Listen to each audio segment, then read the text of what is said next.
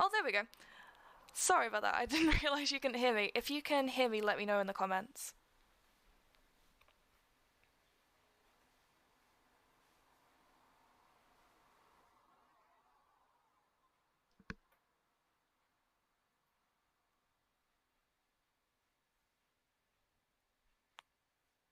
You can hear me now. Brilliant. Okay. Right, let's wait a few more minutes for everyone to join in. If there's anyone new here, if you wouldn't mind introducing yourself in the comments, just saying who you are and where you're calling from today, while we wait for everyone to trickle in.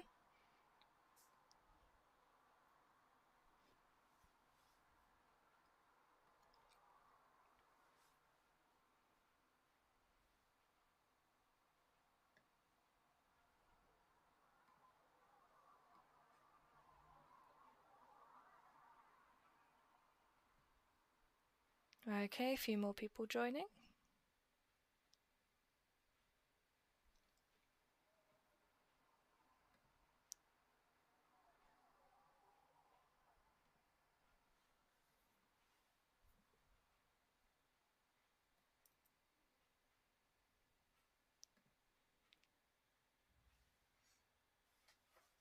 Oh wow!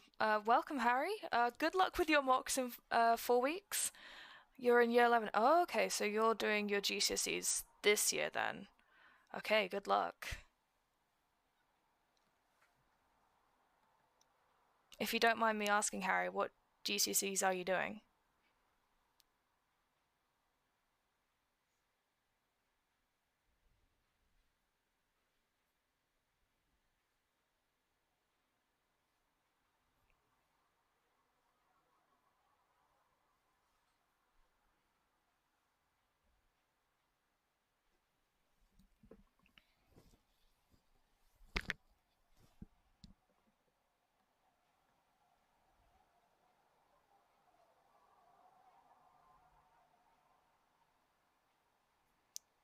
You are doing computer science, business, geography, and art. Wow, that's quite a lot of different options. Well, good luck with your mocks next week. I'm sure you do great. Okay, we'll wait for a few more minutes just to let everyone come on in.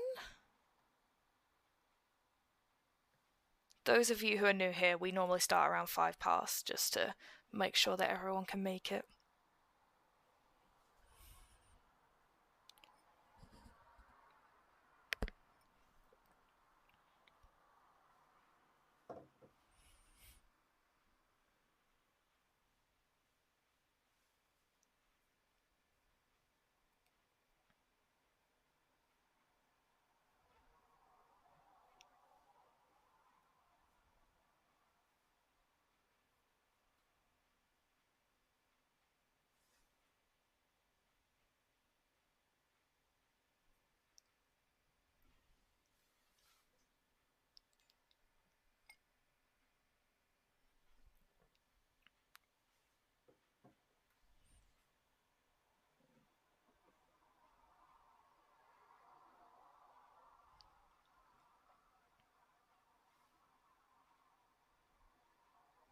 Hi!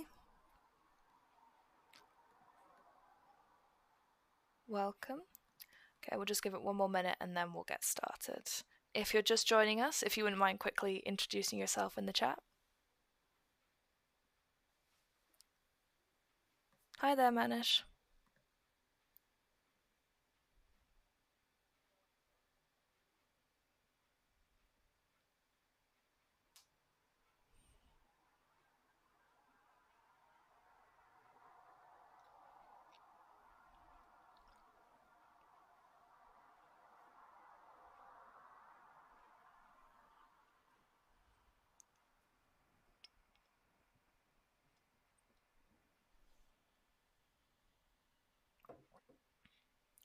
Okay, that is 5 past, so we will get this started. To those of you who are new and returning, welcome back to my tutor coding squads. This is day 3, so if you haven't seen the other 2 days, don't worry too much. You should be able to catch up. We have all of the previous streams all up on the My Tutor YouTube channel, so feel free to go watch those, but we'll also do a quick recap of everything that we've done thus far. So let's get started. First of all, can everyone see the presentation on the screen? Type in the chat if you can see it.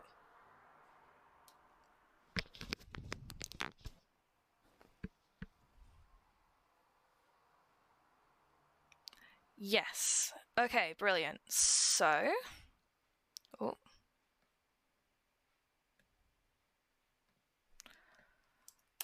Let's have a quick look at what we are covering today. So, today we're going to have a quick recap of last time, what we did in day 2. Then we are going to move on to sequence, selection, and iteration, which are the 3 most basic and important programming constructs when you do any kind of programming. Then we're going to move on to a particular type of selection, aka if statements and if elif else statements. We're going to look at some common if statement mistakes that people can make when you do Python, and hopefully, we've also got Boolean comparison operators, and then hopefully at the end we will be able to create a choose your own adventure game. So let's have a quick recap of day 2. So 1 second. So in day 2, we looked at the 5 basic data types of Python. Now, like I said before, this is kind of a bit of a lie. There are more data types in Python, but the 5 ones that you need to know for a GCSE are string, char, integer, float, and Boolean. So those are the 5 that you need to know. We then looked at how you can find out which type you're using. So Python, you don't have to declare which type you're using, but sometimes you might get confused, so it's good to use the function type to figure out what type you are using. We also looked at casting. Now sometimes you might be in a data type like string and you want to do integer mathematics, so you need to cast from string to integer. So we learned how to do that. And we also looked at how you can find out what each function you're using actually means using either the help function in the shell or using Python documentation. So that's what we covered last week.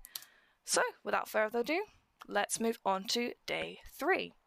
So the first thing we're going to look at are the 3 most important programming constructs or building blocks.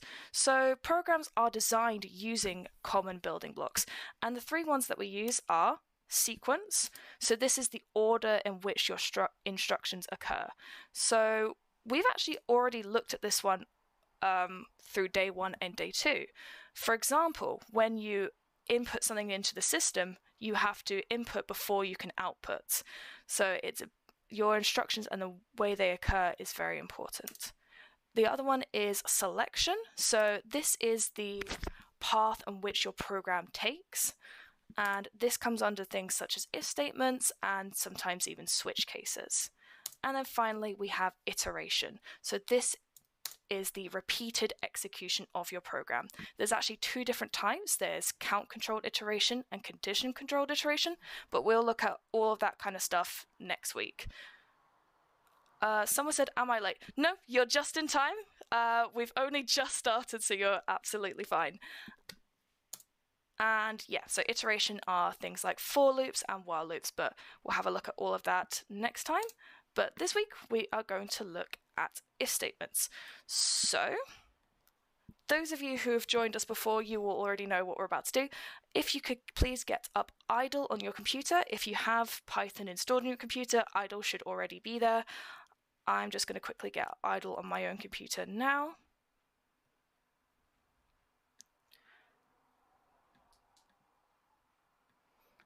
One second. And there we go. So just like we've done every other week, we have the idle shell, which is where we're going to run the program, and we have our file that we can write the program in. So once you've created both of these, you're going to then save your file somewhere else.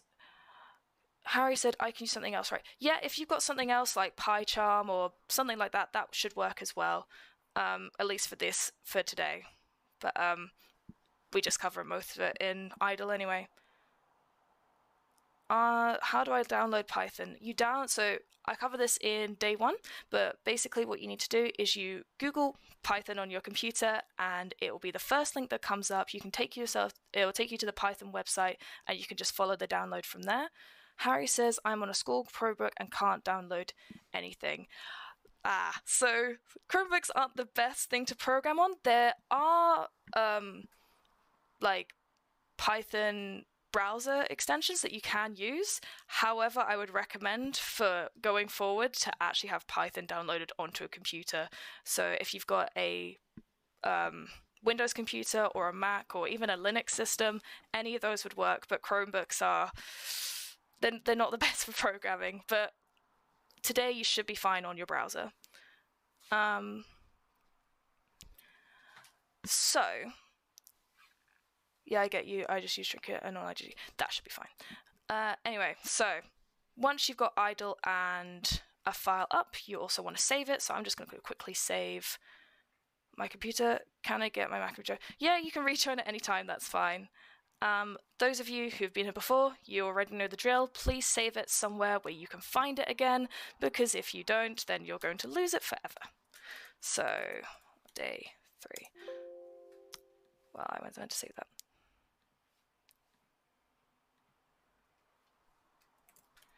Okay, I'll give everyone just a few seconds just to get a shell up or somewhere else to program and a file to actually program in. When you guys are happy for me to continue, just type yes in the chat.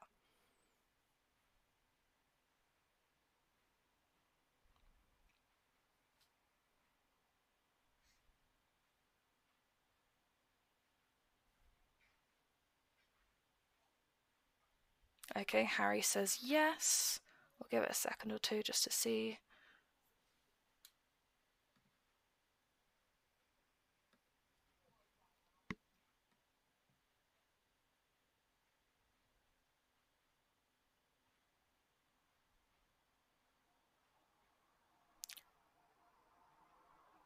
Alrighty, I will get started. Don't worry, I'll go through it slow enough that if you're not fully ready, you'll still be able to catch up.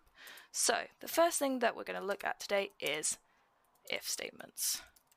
So, we're going to start by creating a password and username checker.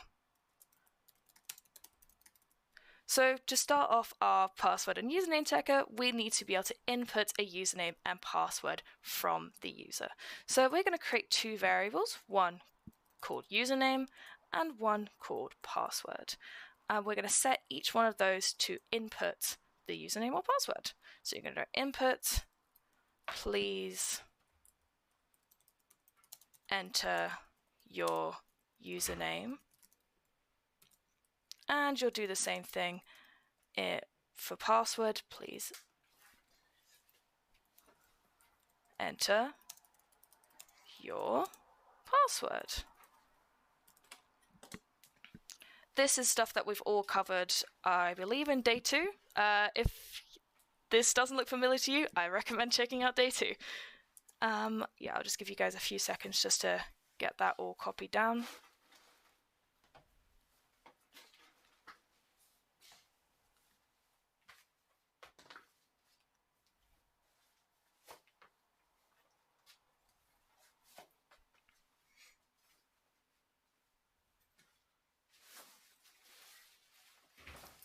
Okay, so I will move on.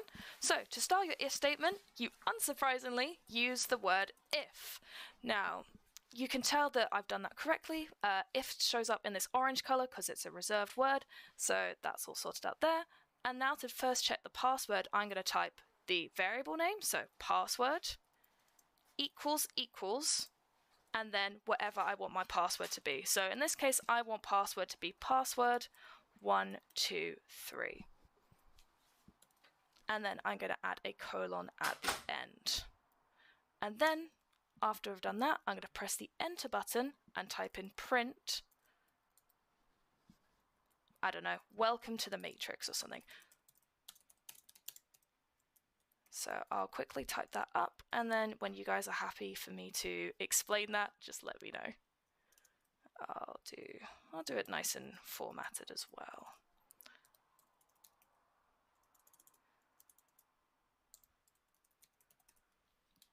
Okay, so when you got that all done, just quickly type yes in the chat to let me know.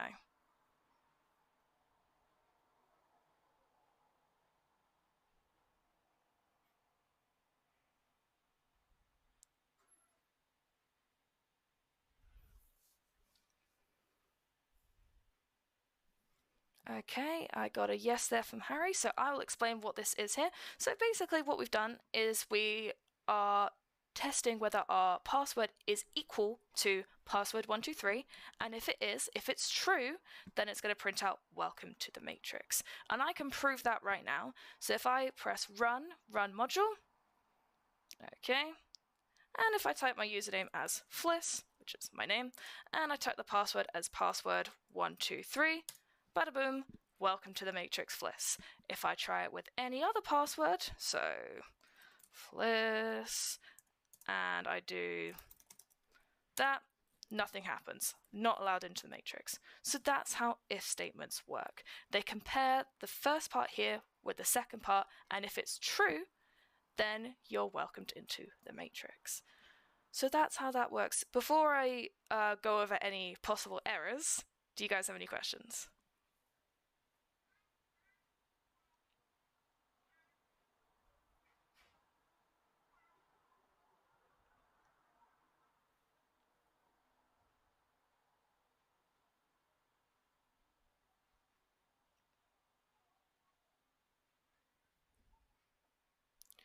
Okay, I'm going to assume there are no questions, so I'll just quickly... Oh, sorry, I got a question there. What is the format username bit and do you need it? So that was covered in day 2.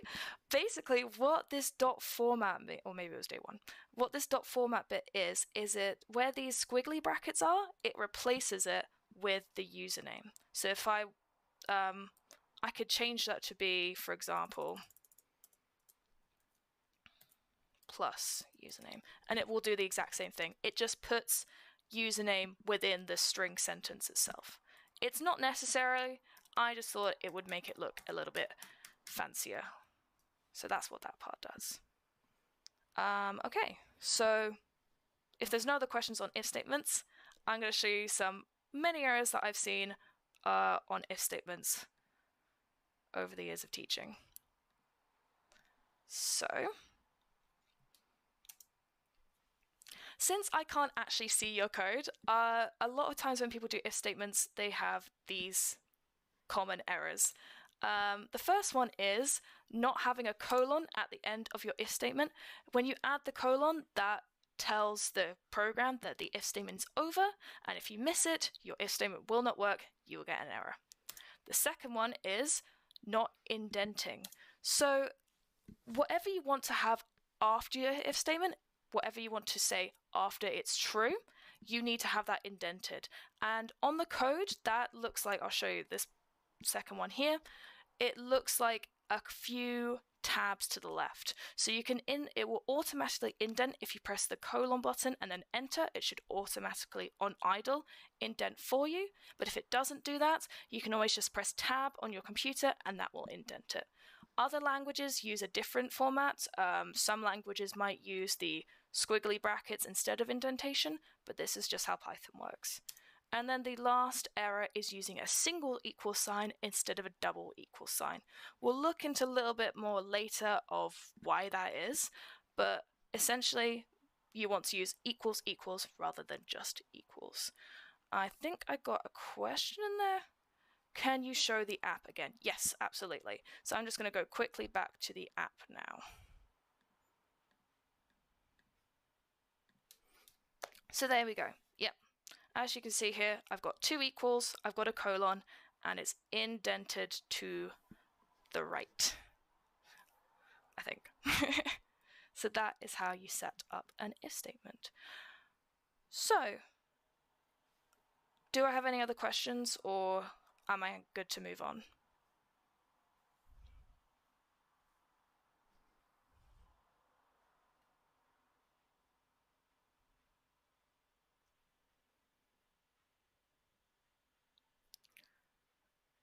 Okay, I don't think there are any other questions, so I will move on.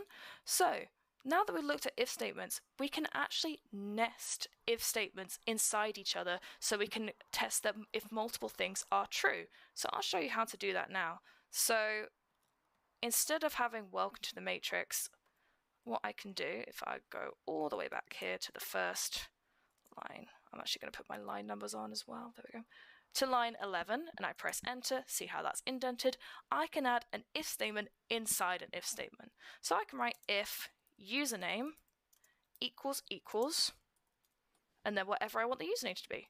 In this case, I'm just going to go with my name, which is Fliss.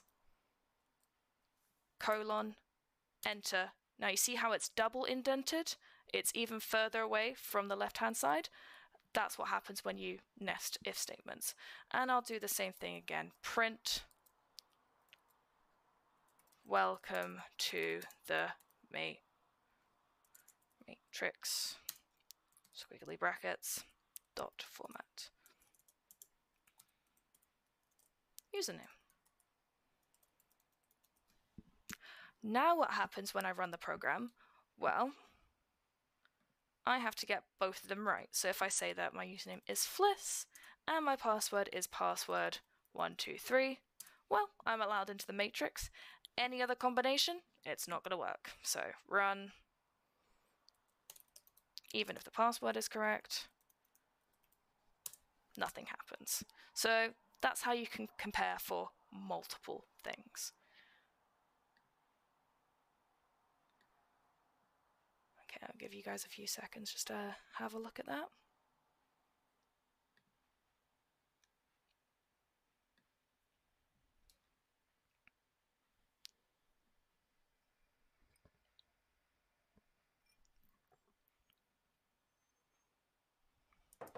So that's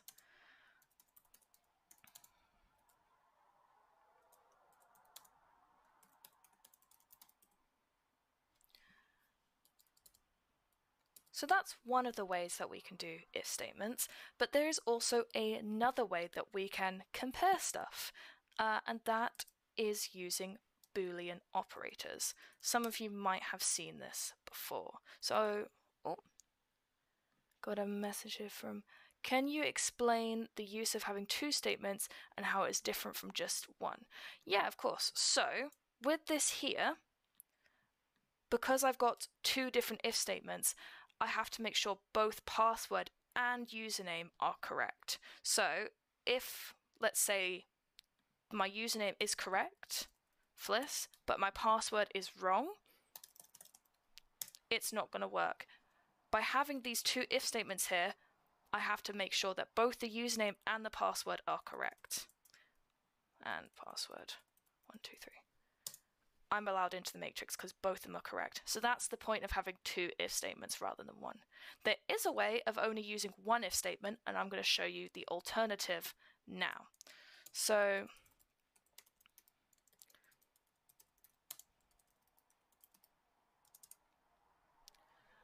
a better way would be to write if password equals password 123 and username equals Fliss. I see there's a comment there, I'll just check that in a second, colon. When it says I can't run the project. If you're getting an error, Manish, make sure to check for the three possible reasons why. It could be that you've only got one equals rather than two. It could be because you've missed the colon, or it could be that it's not indented properly.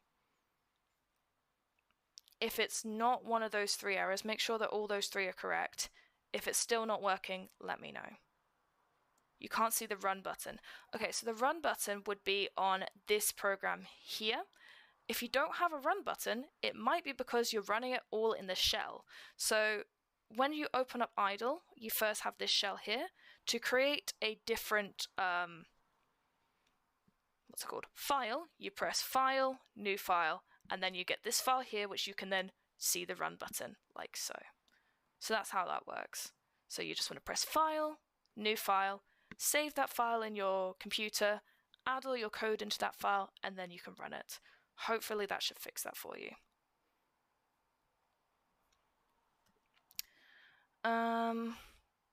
Where was I? Oh yes, so the alternate way of doing if statements. So this if statement that I've written here on line 18 is exactly the same as the one on 12 and 13.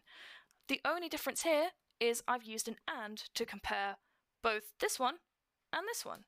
So I can do it in the exact same way. Print welcome to the matrix. What format? User name.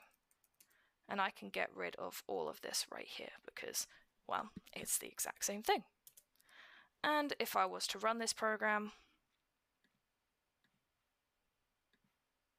exactly same as before, I have to make sure both of them are correct. Password 123. I realise that you can't see any of this. Hang on. Now you can actually see me typing. Password 123. Welcome to the matrix Fliss. There we go. Now you can actually see me typing. So that is how that works. It's the exact same thing as the nested if statements. It's just a different way of doing it with this and here, and we'll talk about that in just a sec. But for now, are there any questions, or am I good to move on? Could you use or instead of and? Yes and no. We'll talk about that in a sec, but that's a really good question. For this particular example, no, but or is a correct Boolean operator. But good question though. The file opens blank when I press new file. Yes, that's going to happen. So when you press new file, it opens blank. Then you type in all of your code into that file. Then once you typed all that code in, you press save, and then you run that file. So open up blank originally, then you have to add in your code. Are there any other questions, or am I good to move on?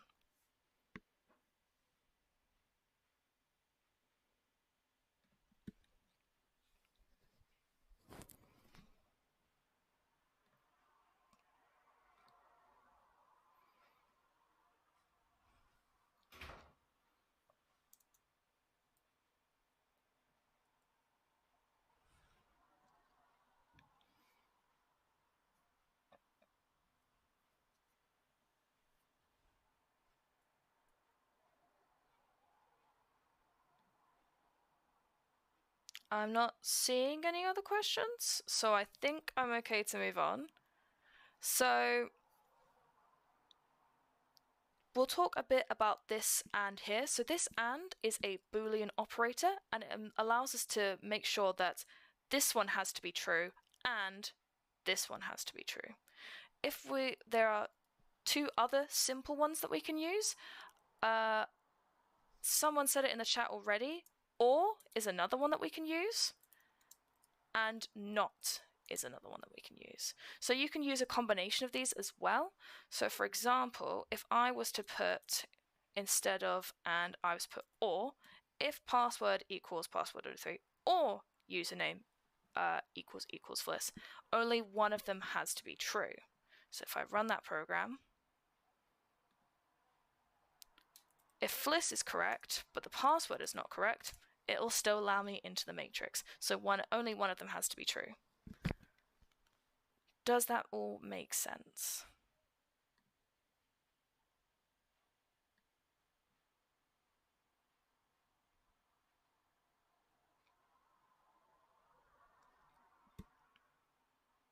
Harry says yes, awesome.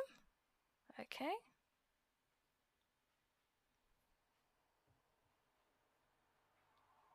Just a quick show of hands. How many of you have seen this before? Seen these kind of if statement stuff before?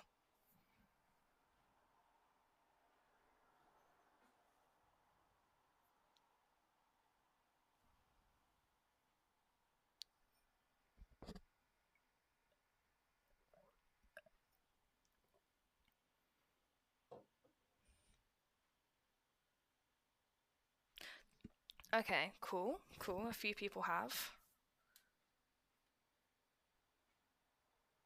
Alrighty. I will move on then. So Harry says, I think most people have. It's one of the first things you see school. Well, okay, well that's brilliant. This is basically a GCSE computer science course cover, so it's pretty good that you guys have already seen something like this. You've seen similar. Okay, brilliant, cool. Alrighty, so let's look at one more part there. So on the screen there is also the last part that we're going to cover with about if statements, and that is comparison operators. So that's the little bit between the variable name and the string. Doesn't always have to be a variable name and a string, but basically what this little part does is it tests to make sure the statement is either true or false. And there's quite a few that we can use. So we currently looked at equals equals, which means equal to. There's also exclamation point equals, which is not equal to. Then you have less than or equal to, greater than, and greater equal to. The last four are normally reserved for mathematics, but you can still use them. And then these ones are normally the most common, the equal and not equal to. So that's where those two come up. So now that we've had a look at if statements, we should also take a look at if-else statements. So sometimes there's not always a definite choice between there can be more than one outcome, and we need to have a way of being able to deal with that. So let's have a look at that now. So going back to our password checker, we're able to tell the user if their username and password is correct, but we have not been able to tell them if they're incorrect. We can do that with an else statement. So on line 15 here, notice how it's not indented. I can type the word else, colon, and then I can tell them the other outcome, what happens if it's false. So I can say print, you are not an agent, and you are not welcome. So now if I run the program with this else part here, if I get either one of them wrong, so it's going to tell me it's incorrect, you're not agent and you're not welcome. Give that a go, see if it works for you guys. Let me know if it does.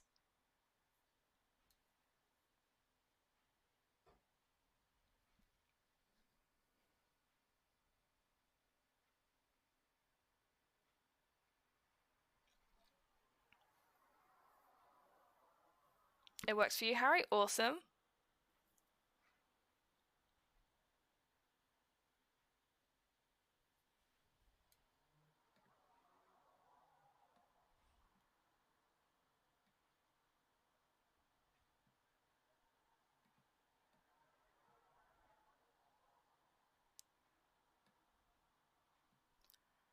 Okay, I will move on then. So we've looked at two different choices, if or else. There is actually a way of doing multiple choices, and that is elif. So we're going to expand upon this a little bit further.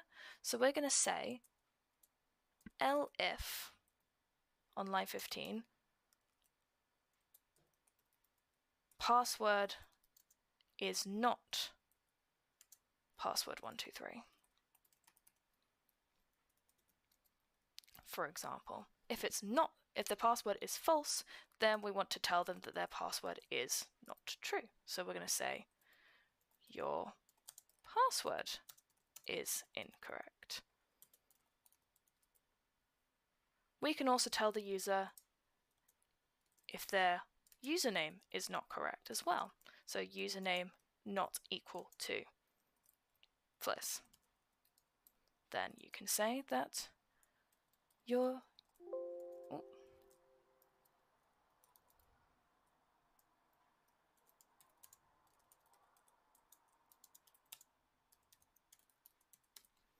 like so.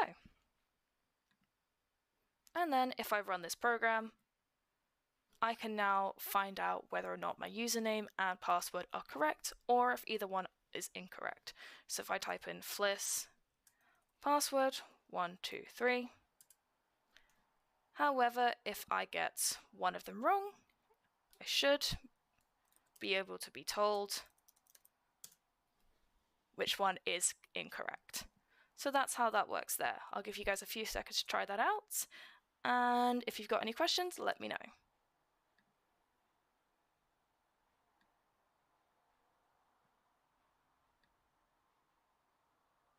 Can you use else before elif? I believe that you can't. I'm 99% sure you can't. I will test it though.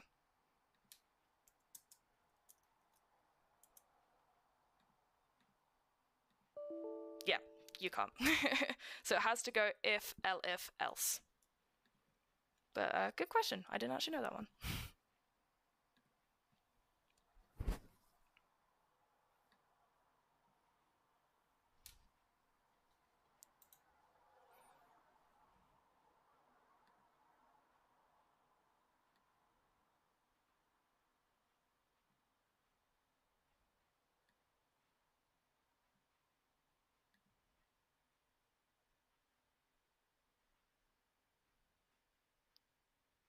Are there any other questions, or are you guys happy for me to move on?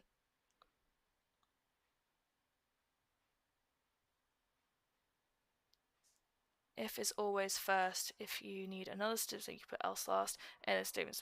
That's exactly right, Harry. So it always goes if, elif, else. Yeah, what's your question, Manish?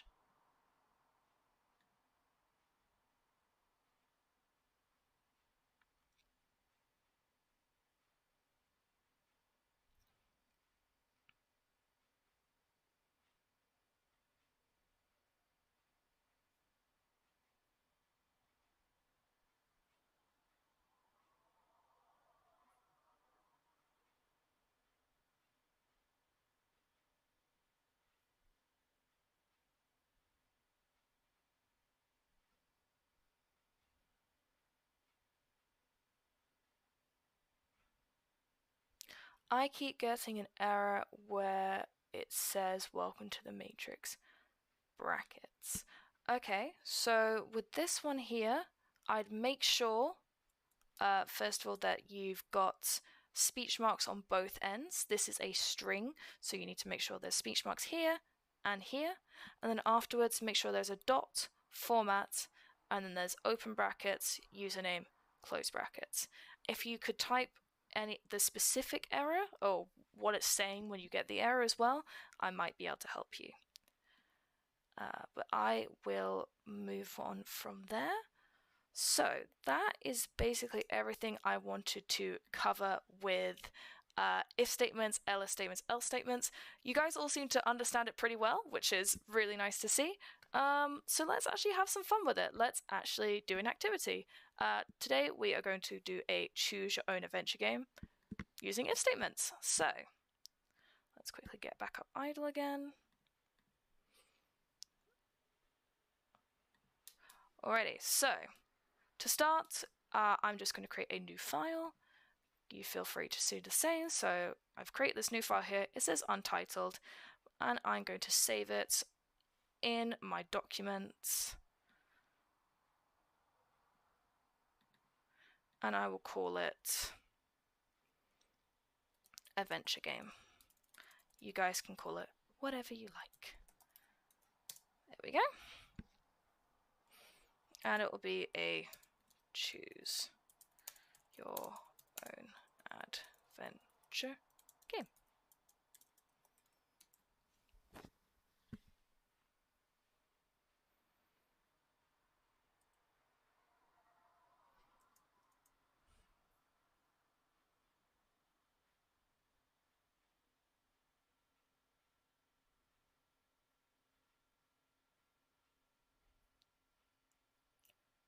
Alrighty.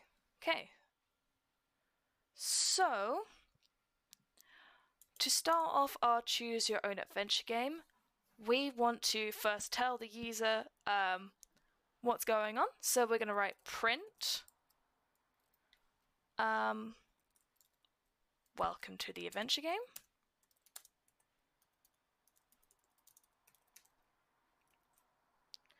And we'll tell the user whereabouts they are in the game. So I'm going to start off the game.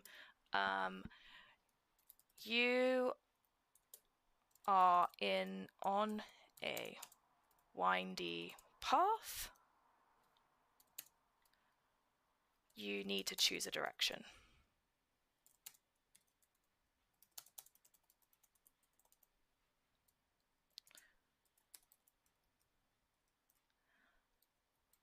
And then I want to input their direction, so I'm going to create a variable.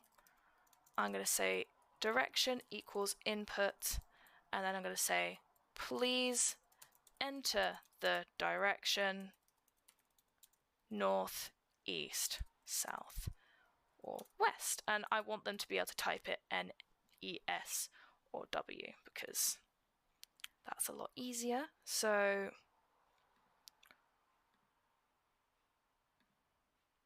when you guys have done that and you're ready to move on, let me know.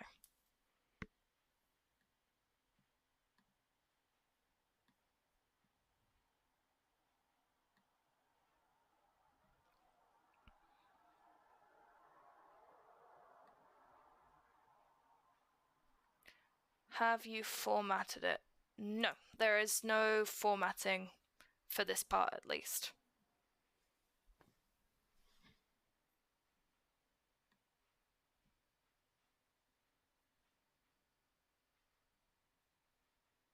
Remember to put .format variable name. Oh, I see. Yeah, no worries. It's good that you guys are helping each other out. But yeah, that's a very good point from Harry there. If you are using .format, you need to make sure you do .format and then the variable name. That's a very good point. Okay.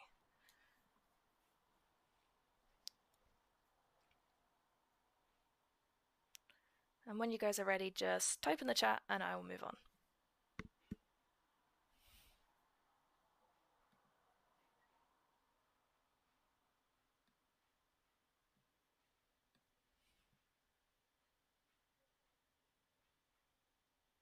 Harry is ready.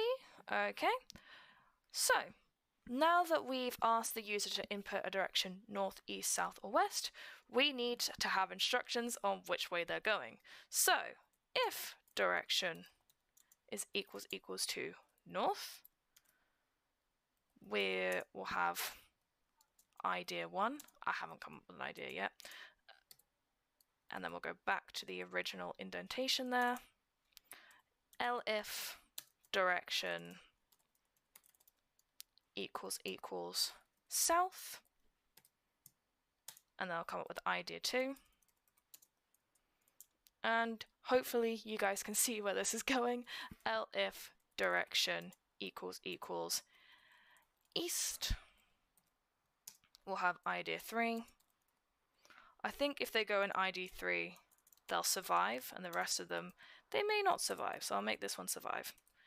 And elif direction equals west.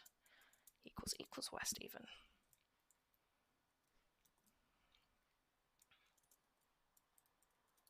Okay. And I'll do idea 4. So, 4 directions, 4 statements. So for north, or idea 1, I'm going to first tell them where they're going. So I'm going to say, heading north,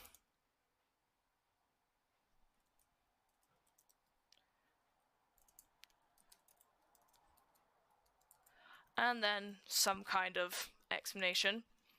You ran into a... I'm not creative. Maybe you guys can help me out in the comments because I never did creative writing at GCSE or A level. So, and did not survive.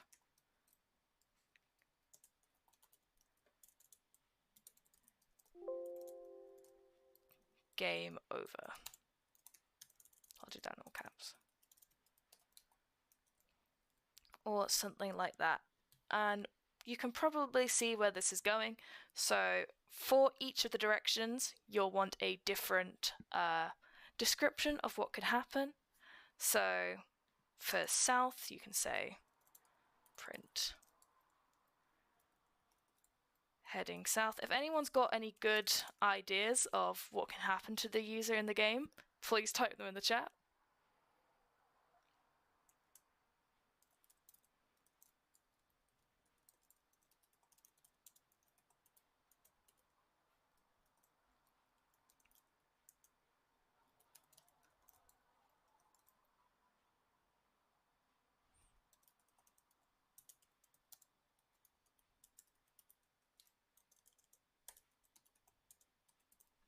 And I'll give you guys a few minutes just to catch up there.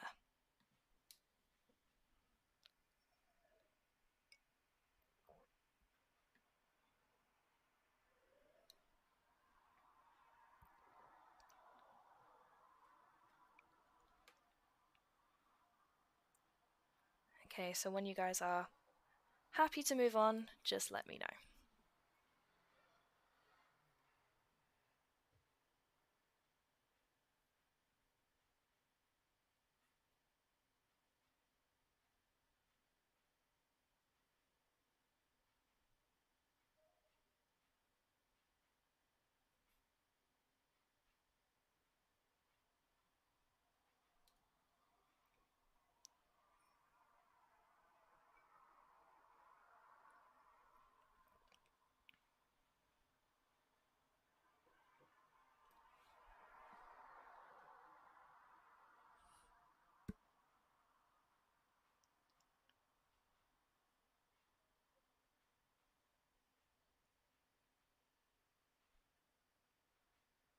And while I'm waiting, I'll see if I can come up with some ideas.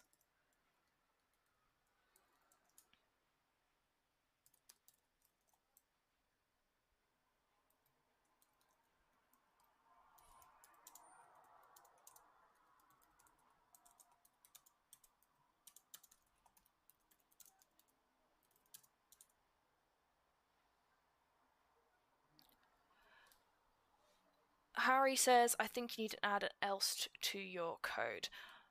You don't necessarily need to add an else in. It will still work even if you don't have one, and I can prove that right now.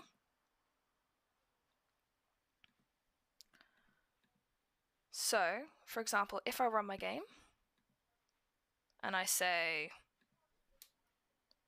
north, it still works.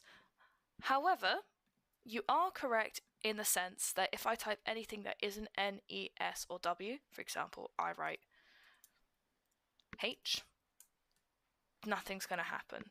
And that's where the else statement would come in. So as Harry correctly said, once you have all of your ideas, so whatever you want to happen in each direction, if they type in something wrong, so H or just something else entirely, you would need an else statement at the end there, else, and then you would print something like not a valid direction.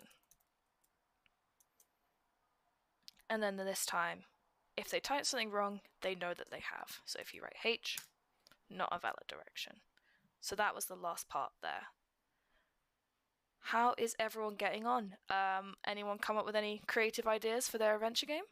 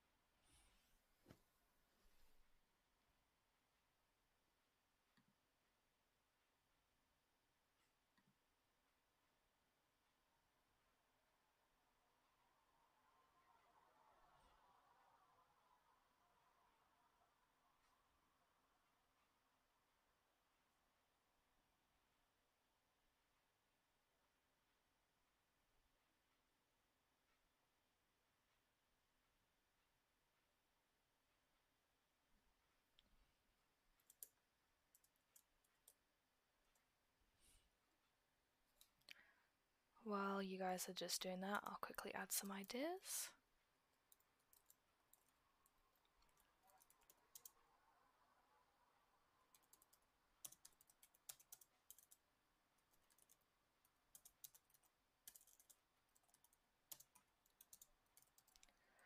Wouldn't it be on the third if, would it be else? So this one here, you don't that doesn't have to be an if, that is still an else there.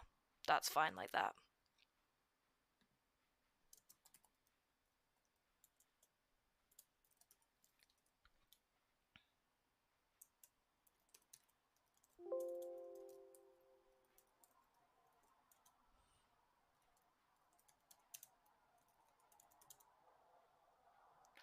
Else just comes last if you said. Yeah, that's right, Harry.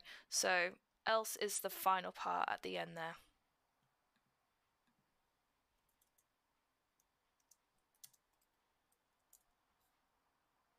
Anyone got any creative ideas for the adventure story? Choose your own adventure game, even?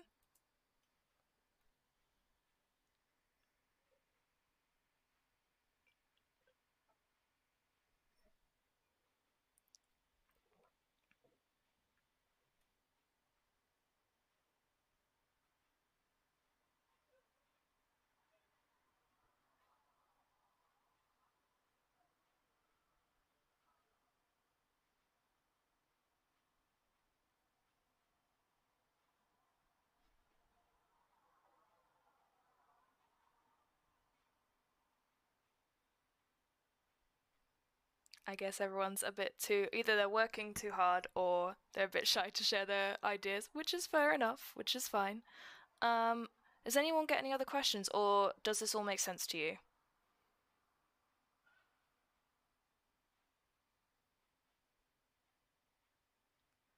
I'm messaging, but my message keeps deleting. Interesting. I'm not really sure why that's happening. Try again, Akila. See if it works now.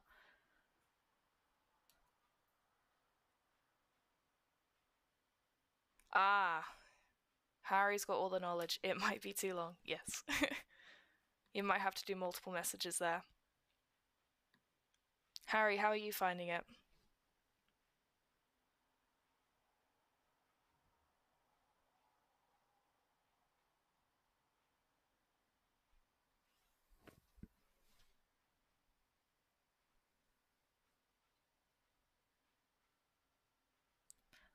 Brilliant.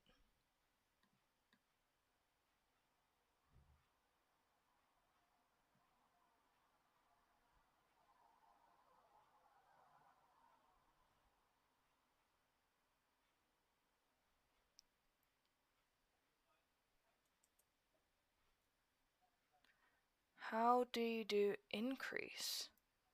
Ooh. I'm not really sure what you're asking me. Oh, the size of this text. Hang on. I don't know if really can.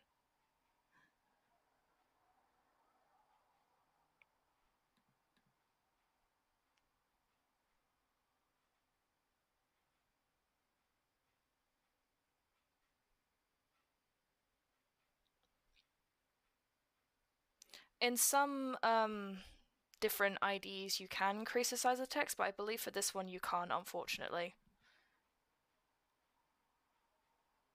Which is annoying.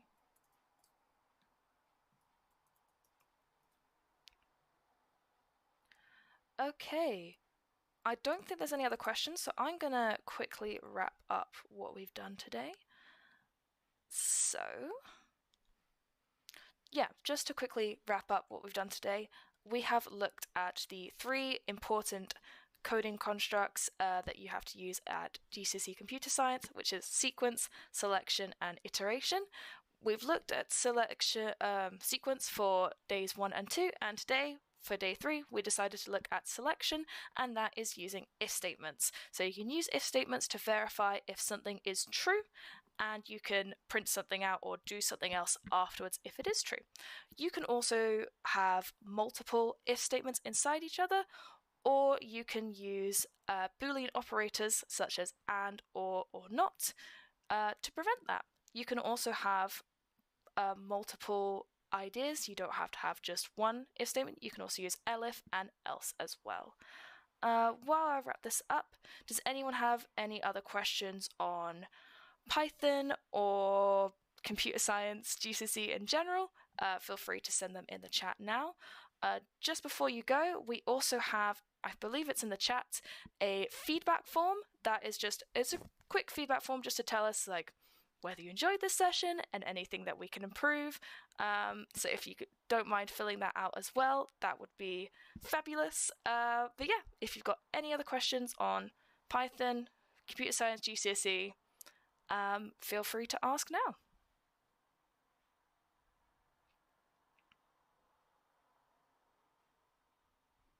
Did I take computer science as a GCSE? Yes, I did, and I got an A star.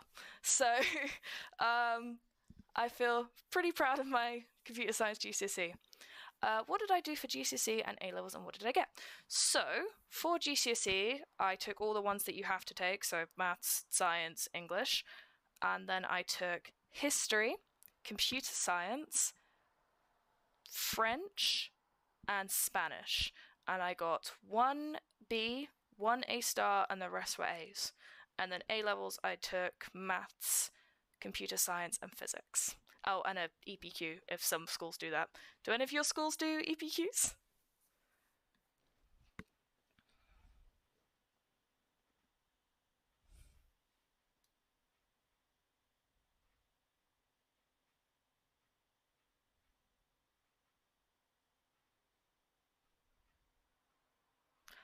Okay, no, that's fair enough.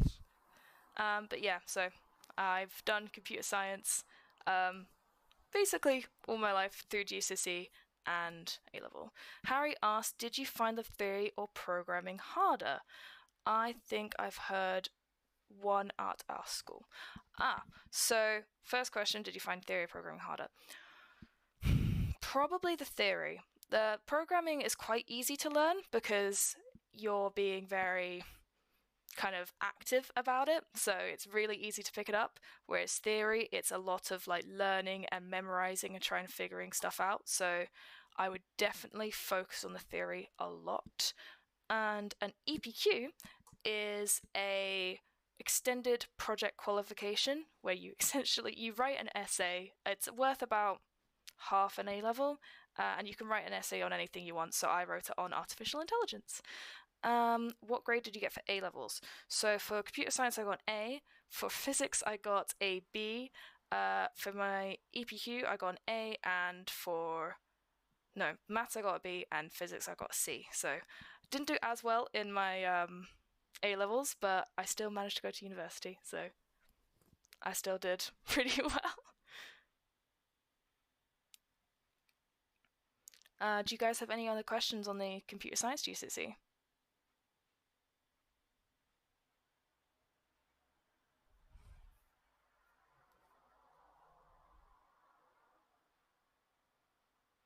Yeah, I understand. I'm very similar. Theory is harder. Yes, theory is a lot harder, and also a lot less fun. So you tend to focus less on theory. I'd recommend focusing on theory a lot more than you feel like you should. Yeah, our school definitely does EPQs then. Someone did one assembly the other day. Oh, cool. What did you do for uni and how much did you have to write for the EPQ? So I'm still a university student. I still go to university and I study aerospace engineering at the University of Glasgow. And how much did I have to write for EPQ? Oh, you're testing my memory now. I believe it was either 500 words or 5,000, so I'm gonna go with 500. But please don't quote me on that. Okay, that unfortunately is time. That is all that we have time for. I hope you enjoyed the session, and hopefully I'll see you guys all next week. See you guys then.